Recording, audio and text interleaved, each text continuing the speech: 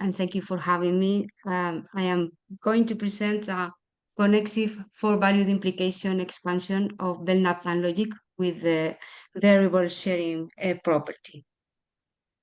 Well, um, relevant logics and connective logics stand out among logics requiring that conditional or implication formulas present some sort of connection between the antecedent and the consequent.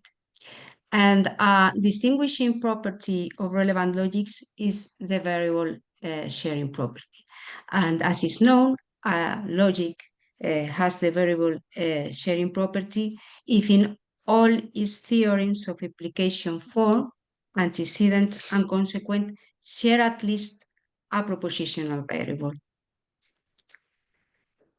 A characteristic property of connexive logics is to have a non-symmetric conditional, and some or all of the two versions of Aristotle's and Boethius' thesis that you can see on the screen. The aim of this work is to define the logic whose name you can see in the slide, IBD for CV, but I will simply pronounce IBD 4 to abbreviate during the talk. And this logic, IBD4, is a strictly connexive logic with a variable sharing property. More precisely, it is a strictly connexive for-valued implication expansion of Belnap-Dunn logic with the variable sharing property. The idea is that the connection between antecedent and consequent of valid implications will be reinforced by the conjoint forces of the variable sharing property and the connexive principles. And the logic IBD4 is a relevant logic in the sense defined by Jean Standefer, and it has a non-symmetric implication. The two versions of Aristotle's thesis and the two versions of Boethius, these last ones in rule form. In addition, it is a strictly connexive logic in the sense that implication between any formula and its negation is not valid, which is a basic idea underlying connexive logic as it is stated by Vancing. But notice that several connexive logics defined in the literature are not strictly connexive in this sense. And finally, it has to be noted that this logic, IBD4, has some interesting properties, and some of which I will remark later. But in order to build this logic, IBD4, in the first place, it has to be recalled that there are not acceptable connexive extensions of Radley and Meyer's basic relevant logic B, since the negation of any implication is derivable in any extension of the logic B plus Aristotle's thesis, as Jose Mendez shows in one of his latest works. Thus, our idea was to start an investigation upon the central weak relevant many-valued logic, the for-valued Belknap-Dunn logic, also known as first-degree entailment logic. And in particular, in order to build IBD4, the starting point is to define an implication expansion of Belnap and Dunn matrix MBD4, which is built upon the truth tables that you can see in the slide. Which, well, this matrix, of course, determines the logic first degree entailment. And as I was saying, the starting point is to define an implication expansion of this matrix by means of a conditional table verifying Aristotle's thesis, the self-identity axiom, and of course the variable sharing property, while falsifying the formula I just mentioned before, stating the negation of any implication formula. This starting point, sorry, gives us the general table that you can see here. And notice that all particular tables in this general table T1 verifies the variable sharing property. Now, the rule contraposition is an essential rule in weak relevant logics. So the idea was to establish which particular tables in the general table 1 satisfy this rule. And this gives us this other table, which is also a general table, T2. And as you can see, there are two blank spaces in that general table. And concerning those blank spaces, we have two options. We can fill them with a non-designated value, or we can fill them with a designated value. But it is easy to see that the first option verifies the rule symmetry of implication. So we choose the second option. But what happens with this option? Well, these options falsify symmetry of implication, but also the rule transitivity. So the conclusion is clear. If we want to falsify symmetry of implication, as we surely do, we have to choose between contraposition and transitivity. And in the present work, I am choosing contraposition. In a sequel to it, we shall treat implications, expansions of Belknap-Dunn matrix without contraposition, but with transitivity.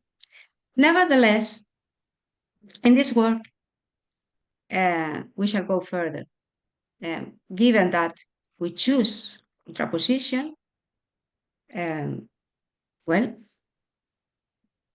why not to select the tables in the general table 2, verifying the contraposition axiom? Then a simple argument similar to that in the paper shown on the screen shows that we are left with 8 particular tables. These ones, this one. Well, given Belknap and Dunn matrix MBD4, each one of these tables determines a logic in the usual way. Thus, for example, the logic LM3 is the logic determined by the matrix M3, which is the implication expansion of Belknap-Dunn matrix MBD4 that we have seen before, defined by adding an implication interpreted by table T3 to it. Well, from now on, by the term LM logic or LM logics, I will generally refer to these 8 logics. Well, it can be proved from the point of view of functional strength it can be proved from this point of view, from the point of view of functional strength, that the matrices M1 through M8 determine only three logics, which are related to each other as the diagram in the slide is showing. And the notions of function definable in a matrix, functional inclusion, and functional equivalence are understood in a fairly standard sense. For example, in the paper that you can see on the screen. In order to prove that this is the case, that is that these are indeed the relation that these logics maintain to each other, what we need is a series of unary connectives, all of which are definable in each one of the 8 LM logics. And now it is quite easy to see that the logic LM1 is definable in the rest of the LM logics, since it is sufficient to apply the unary connective phi to the corresponding implication table to obtain the implication table which characterizes the logic LM1. And on the other hand, it is also easy to check that neither the logic LM1 nor the logic LM3 define any LM logic, but the logic LM1. And this is so because in the case of the logic LM3, no connective is definable in the set of values 0, 2, and 3, such that the result equals the value 1. And in the case of the logic LM1, there is no binary connective in the set of values 1 and 2, such that the result equals the value 1. And concerning the rest of relations, we have proceeded as follows. As I have just pointed out, in the first place, we have that the logic LM1 is definable in the rest of the LM logics. And we have that the logic LM3 only defines the logic LM1 and itself. And then we have been able to prove that the logic LM4 defines the logic LM2, the logic LM3, and the logic LM5. Then we have proved that the logic LM4 defines the logics LM6, LM7, and LM8. So from the points 1, 3, and 4, it follows that all LM logics are definable from the logic LM4. Next, we have that the logic LM2 defines the logic LM8, and LM8 defines the logic LM7, and LM7 defines the logic LM2. So these three logics are equivalent to each other.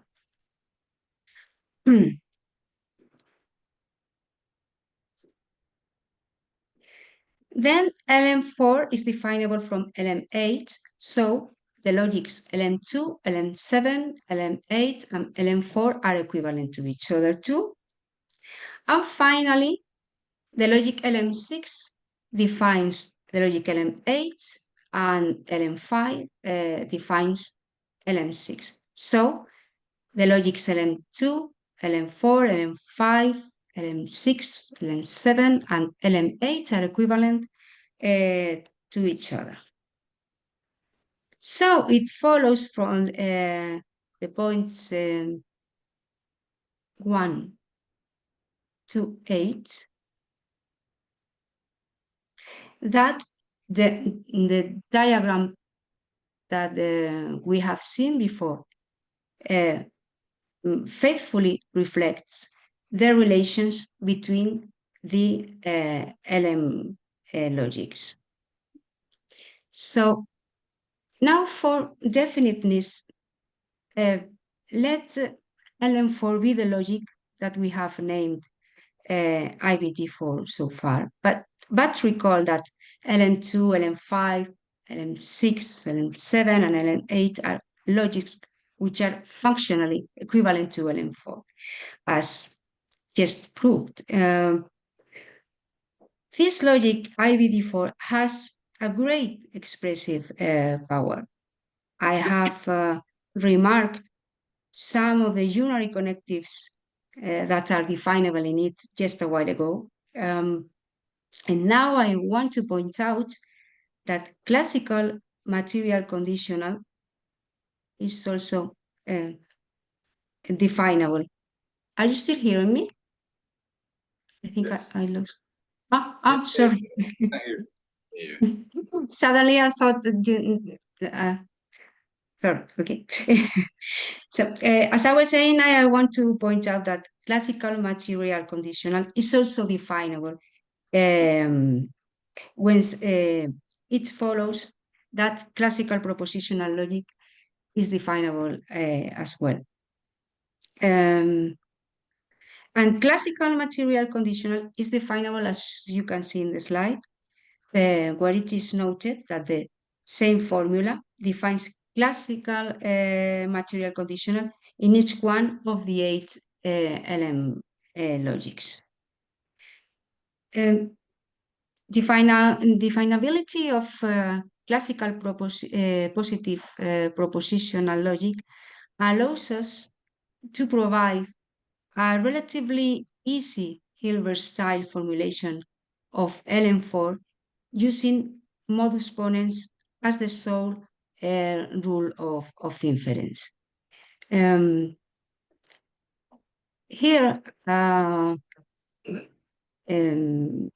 you can see how this formulation would go. And in this sense, it has to be remarked that each one of the 8 LM logics can be given a similar Hilbert-style formulation. That the Hilbert formulation for, say, LM4 actually axiomatizes the matrix M4 can be proven by using Belnap Dunn semantics, as it is thoroughly explained in the paper that appears in the slide.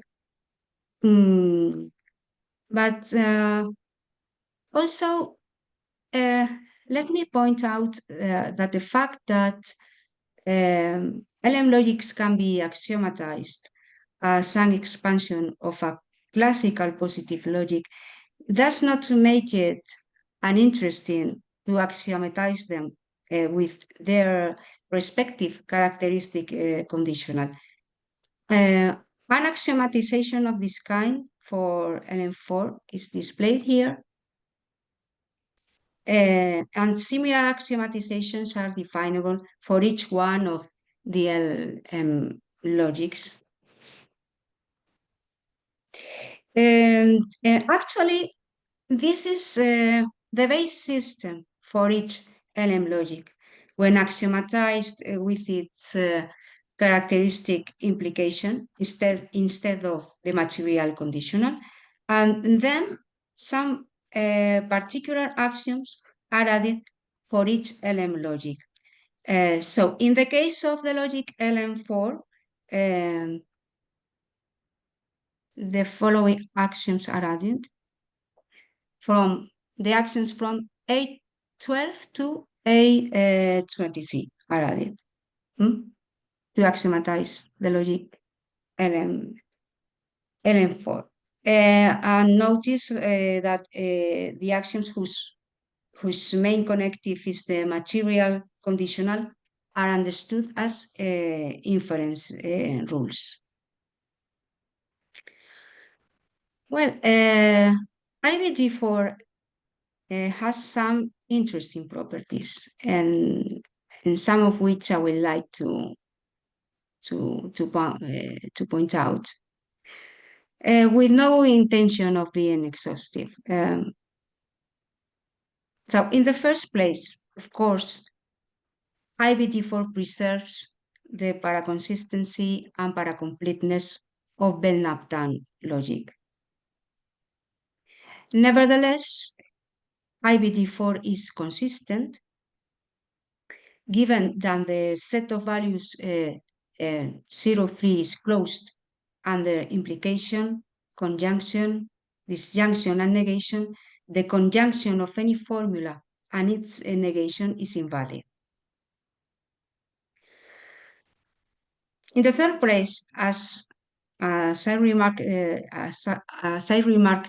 before, IBD4 is a strictly connexive logic in the sense that no implication between no matter which formula and its negation is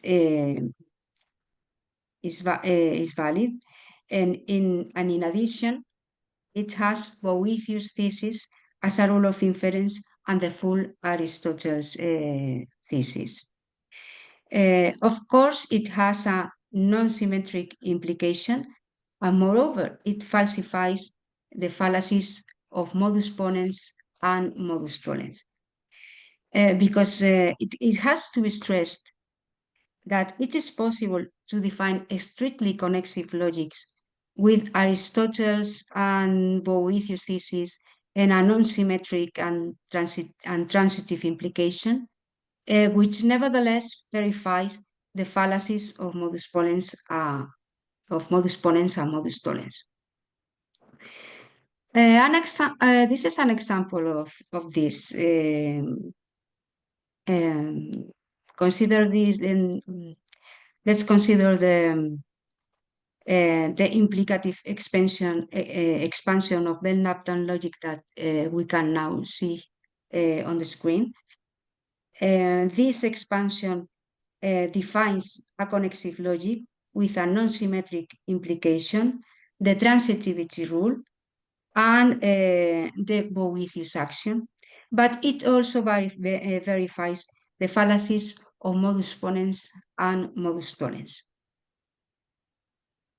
Another interesting property of IBD4 is that it has all forms of contraposition in thesis form. Besides that, IBD4 has the variable sharing property. Moreover, it is a relevant logic in the sense explained by Schoenstatt-Defer, that is, it is closed under modus ponens and adjunction, and it has the variable sharing property.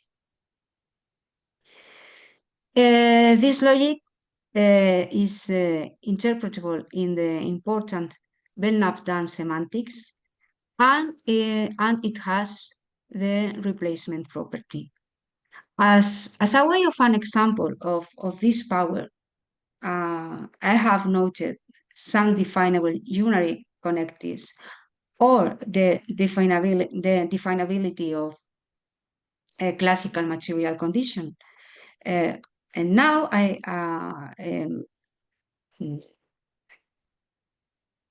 as I have remarked before, the conditional of IBD4 is non-transitive. And concerning this question,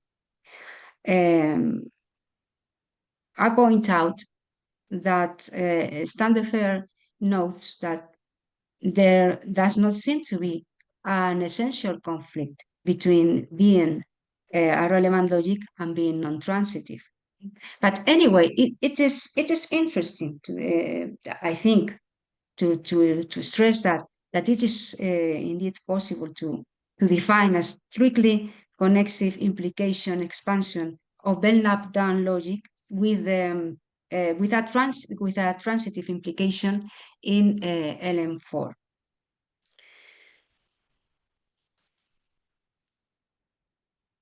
So consider the four-valued implication expansion of Belknap logic built by using the conditional table, this conditional table.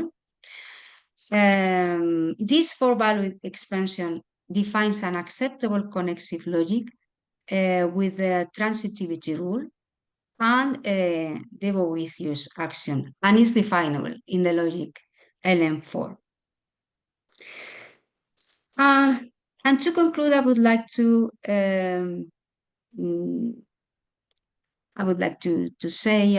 note that there is a number of ways in which the present investigation could be pursued, but I will limit myself to remark just two of them. Well, we can investigate the four-valued implication expansions of Belnap Dunn logic with contraposition in rule form. And the question would be, can the rule, can Boethius thesis in rule form be strengthened to the Boethius axiom in these systems? And in the second place, we could also investigate the four-valued implication expansions of Belknap-Dunn logic with the transitivity rule. And the question is, can the transitivity rule be strengthened to the transitivity axiom? And also, have these systems Boethius thesis in axiom form? Those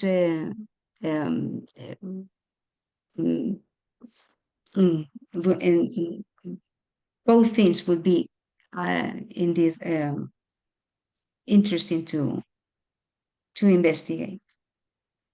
Finally, let me recall once more that in the present work, I have defined the logic IVD4, which is a relevant, strictly connexive for valued implication expansion of Belknap-Dunn logic with strong properties and a considerable expressive power.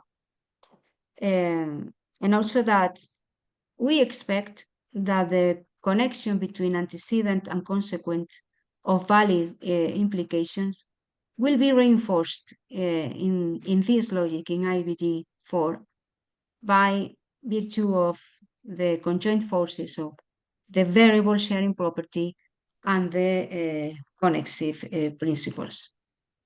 And well, that's all. And thank you very much for your attention.